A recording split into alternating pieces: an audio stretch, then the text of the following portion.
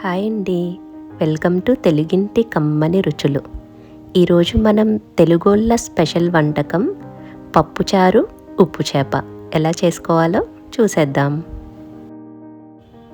పప్పుచారు కోసం ముందుగా ఒక బౌల్లోకి 1 కప్ కందిపప్పుని తీసుకొని వాష్ చేసుకొని కుక్కర్లోకి తీసుకొని 1 కప్పు కందిపప్పుకి 2 కప్పుల వాటర్ వేసుకొని స్టవ్ ఆన్ చేసి కుక్కర్ పెట్టుకొని 3 విజిల్స్ వచ్చే వరకు మీడియం ఫ్లేమ్ మీద ఉడికించుకోవాలి.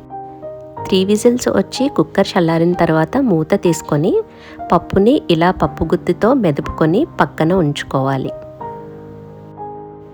ఇప్పుడు చింతపండు పులుసు కోసం ఒక బౌల్లో పెద్ద నిమ్మకాయ సైజ్ అంత చింతపండుని తీసుకొని తగినన్ని వాటర్ వేసుకొని నానబెట్టుకోవాలి. స్టవ్ ఆన్ చేసి గిన్నె పెట్టుకొని 1/2 లీటర్ వరకు వాటర్ని వేసుకొని ఇందులో తరిగి పెట్టుకున్న 2 ఉల్లిపాయలు, అలాగే నిలువుగా కట్ చేసి పెట్టుకున్న 4 మిర్చి, అలాగే కట్ చేసి పెట్టుకున్న 2 మునక్కాడలను కూడా వేసుకొని మూత పెట్టి బాగా ఉడికించుకోవాలి. మునక్కాడలు 75% ఉడికిన తర్వాత కట్ చేసి పెట్టుకున్న 2 టొమాటోలు, 4 వంకాయలని కూడా యాడ్ చేసుకొని ఉడికించుకోవాలి. ఇందులో ముందుగా నానబెట్టి తీసుకున్న చింతపండు పులుసును కూడా వేసుకొని అలాగే 1/2 టేబుల్ స్పూన్ పసుపు, రుచికి సరిపడినంత సాల్ట్ కూడా వేసుకొని ఒకసారి బాగా కలుపుకొని మరొక 5 నిమిషాలు బాగా ఉడికించుకోవాలి. ముందుగా కుక్కర్లో ఉడికించి మెదిపి పెట్టుకున్న కందిపప్పును వేసుకొని కాయగూరలతో బాగా మిక్స్ అయ్యేలాగా ఇలా బాగా కలుపుకొని ఇందులో కొంచెం బెల్లం కూడా వేసుకొని బాగా మరిగించుకోవాలి. పప్పుచారు మరుగుతున్నప్పుడు 2 రెమ్మల కరివేపాకులను కూడా యాడ్ చేసుకోవాలి.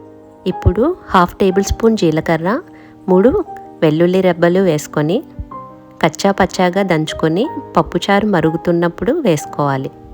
ఇలా వేసుకోవడం వల్ల పప్పుచారుకి మరింత రుచి, సువాసన అనేవి వస్తాయి. పప్పుచారు 2 పొంగులు వచ్చిన తర్వాత కొంచెం కొత్తిమీరని చల్లుకొని మరొక పొంగుని రానిచ్చి స్టవ్ ఆఫ్ చేసుకోవాలి. తాలింపు కోసం స్టవ్ ఆన్ చేసి గిన్నె పెట్టుకొని 3 స్పూన్స్ ఆయిల్ వేసుకొని 1 టేబుల్ స్పూన్ మెంతులు వేసుకొని ఫ్రై చేసుకోవాలి. మెంతులు కొంచెం ఫ్రై అయిన తర్వాత 1/2 టేబుల్ స్పూన్ ఆవాలు, 1/2 టేబుల్ స్పూన్ జీలకర్ర, 4 వెల్లుల్లి రెబ్బలు, 2 రెమ్మల కరివేపాకు వేసుకొని వెల్లుల్లి ఫ్రై అయిన తర్వాత 2 ఎండుమిర్చి కూడా వేసుకొని ఫ్రై చేసుకోవాలి. ఇప్పుడు ఇందులో 1 టేబుల్ స్పూన్ కారం కూడా వేసుకొని ఒకే 1 నిమిషం ఫ్రై చేసుకొని ఇప్పుడు పప్పుచారుని అంతటిని ఇందులోకి తీసుకోవాలి.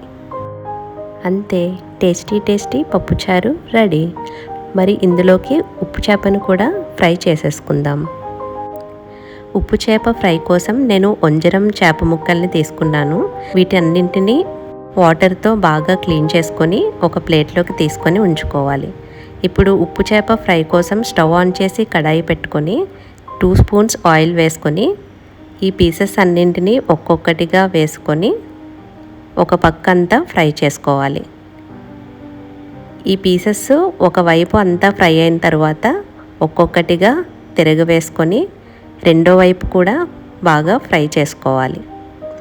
ఇవి ఇలా 2 రెమ్మల కరివేపాకు, నిలువుగా కట్ చేసి పెట్టుకున్న 2 మిర్చి, అలాగే చిటికెడు కారం చల్లుకొని మళ్ళీ 2 వైపులా ఈ ముక్కలన్నింటినీ బాగా ఫ్రై చేసుకోవాలి. ఈ ఎండు చేప ముక్కలు అనేవి బాగా క్రిస్పీగా ఫ్రై అయ్యే వరకు మనం కలుపుకుంటూ ఫ్రై చేసుకోవాలి. చివరిగా కొత్తిమీరను కూడా చల్లుకుంటే ఉప్పు చేప ఫ్రై రెడీ.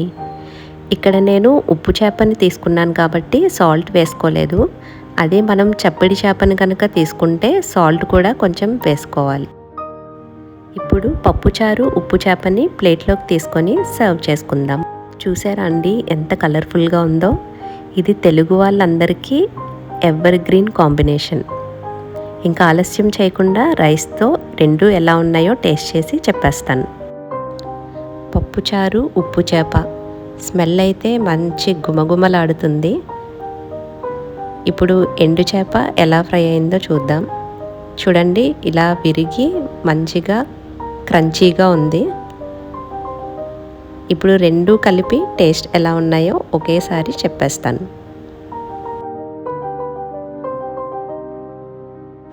ఆహా, పప్పుచారు ఉప్పు చేప అదుర్స్ అంతే. మీరు కూడా ట్రై చేసేయండి మరి. Thanks for watching my recipe. Please do subscribe, like, share and comment.